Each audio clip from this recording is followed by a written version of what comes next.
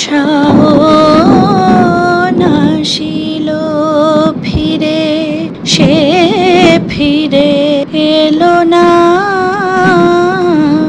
বরষা ফুরায়ে গেল, আশা তবু গেল না।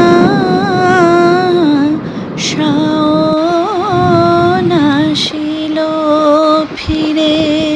দুপুর থেকেই খুব ঝড় বৃষ্টি শুরু হয়েছিল, বজ্রবিদ্যুৎ সহ জানেন। আর ওই বারবার করে দৌড়ে দৌড়ে বারান্দায় গিয়ে বৃষ্টি দেখতে দেখতে রান্না করছিলাম।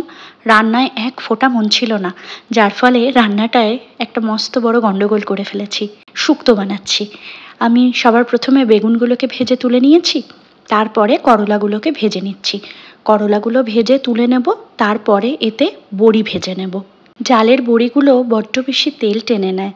এইটুকু তেলে ভেবেছিলাম ডালের বড়িগুলোকে ভালো করে ভেজে নেব কম আঁচে, কিন্তু দেখুন পুরো তেলটাই টেনে নিল। বড়িগুলোকে সাইডে করে আর একটু তেল দিয়ে দিলাম। এই কারণেই বড়ি দেওয়া যে কোনো রান্নাতে না তেলের মাপটা যতই মেপে দেই না কেন একটুখানি বেশি হয়ে যায়। বড়ি তো অনেকগুলো তেল টেনে নেয়, ওর মধ্যে থাকে, তারপর ঝোলে পড়লেই তেলটা বেরিয়ে আসে। যাই হোক, এবার ওই ভাজা তেলের মধ্যেই ফোড়ন দিয়ে দিলাম। শুক্তোতে গোটা সর্ষে, রাঁধুনি, শুকনো লঙ্কা আর একটা তেজপাতা ফোড়ন দিই আমি। এরপরে সমস্ত কাটা সবজিগুলোকে আমি জলে একটুখানি সেদ্ধ করে রেখেছিলাম, সেই সবজিটা দিয়ে দিলাম।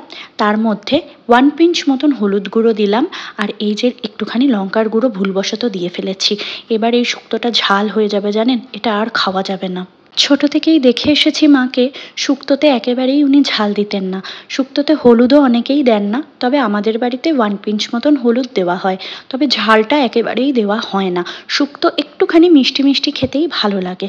কিন্তু কি করব বলুন, আমি বারবার ওই বারান্দায় দৌড়ে দৌড়ে যাচ্ছি বৃষ্টি দেখতে আর আসছি, এই করতে করতে রান্না করতে গিয়ে ভুলবশত লঙ্কার গুঁড়োটা দিয়ে ফেলেছি। বাকি সমস্ত কিছু ঠিকঠাকই করেছি, এখন দেখা যাক দুপুরবেলা খেতে পারি কিনা। আজকে যদিও শুধু শুক্তোই আর ভাত দুপুরবেলা, এছাড়া আর কিছুই আমি এখনো পর্যন্ত করে উঠতে পারিনি। রাতে হয়তো এর সাথে আর একটা কিছু করে নেব।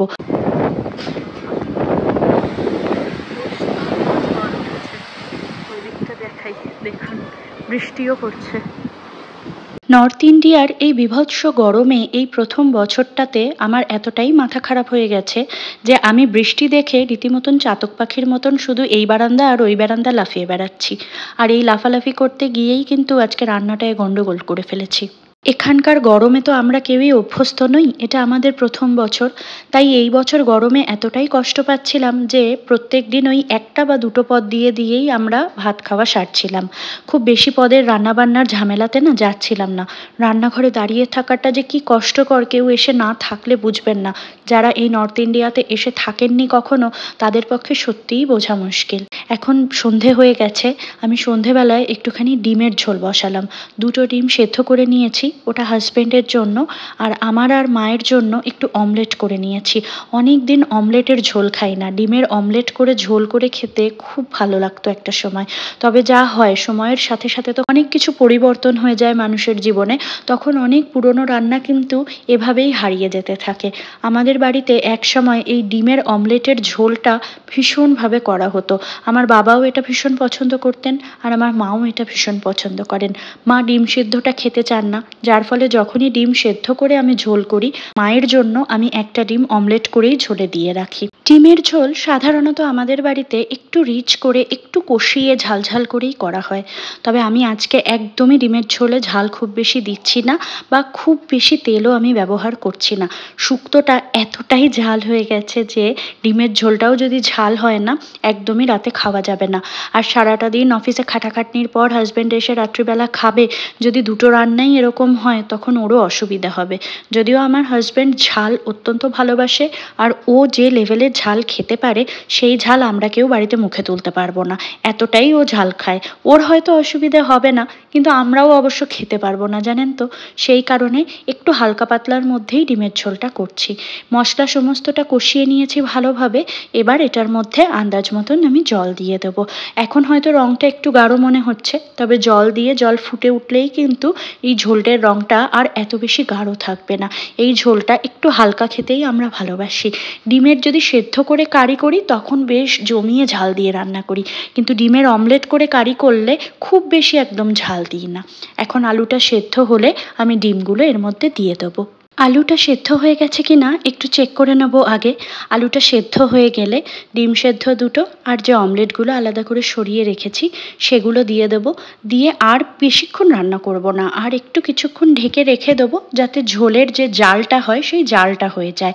ঝোলটা পুরোটা শুকিয়ে এসেছিল, সেই কারণে আবার একটুখানি জল দিলাম, কারণ একটু তো ঝোল লাগবে ভাত মেখে খাওয়ার জন্য।